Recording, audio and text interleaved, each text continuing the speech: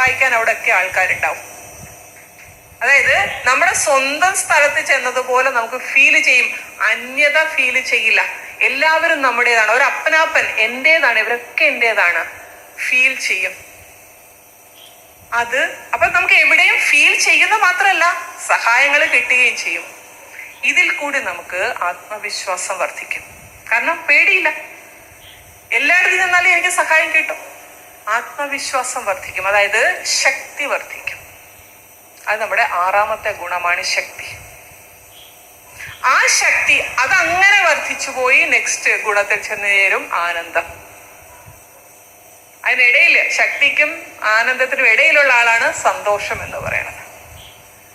അപ്പൊ ഈ തരത്തിലൊരു യാത്ര നമ്മൾ നടത്തിയാൽ മാത്രമേ നമുക്ക് ആനന്ദത്തിൽ എത്തിച്ചേരാൻ പറ്റുള്ളൂ.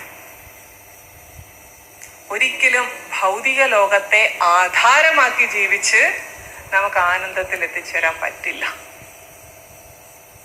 അതുകൊണ്ട് നമ്മൾ ഓരോരുത്തരും ഇതിപ്പോ ശരിക്കും പറഞ്ഞു കഴിഞ്ഞാൽ നമ്മളിപ്പോ ഇതൊക്കെ കേൾക്കാൻ ഇൻട്രസ്റ്റ് ഉള്ള ചിലരൊക്കെ ഉണ്ടാകും. നമ്മൾ പറഞ്ഞു കൊടുത്തു നോക്കാം, എല്ലാവർക്കും ഒന്നും മനസ്സിലാവില്ല.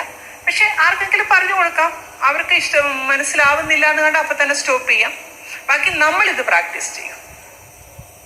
വൈബ്രേഷൻ, നമ്മൾ എവിടെ ഇരിക്കുന്നു അവിടെ ഇതിന്റെ വൈബ്രേഷൻസ് പോകും. അപ്പൊ നമ്മളിൽ നിന്ന് സ്നേഹത്തിന്റെ വൈബ്രേഷൻസ് പോവുകയാണെങ്കിൽ നമ്മൾ എവിടെ പോയാലും, കസ്തൂരിമാൻ എവിടെ പോയി നിന്നാലും കസ്തൂരിയുടെ ഗന്ധം ഉണ്ടാവും ചുറ്റും. ഇതേപോലെ നമ്മളിപ്പോ ഒരു ബസ്സിൽ കയറിയിരിക്കുന്നു എന്ന് വെച്ചോ, നമ്മളിൽ നിന്നും ചുറ്റുപാടേക്കും ആ സ്നേഹത്തിന്റെ വൈബ്രേഷൻ, ശാന്തിയുടെ വൈബ്രേഷൻ നമ്മൾ എവിടെ പോയാലും ഇതിങ്ങനെതാണ്.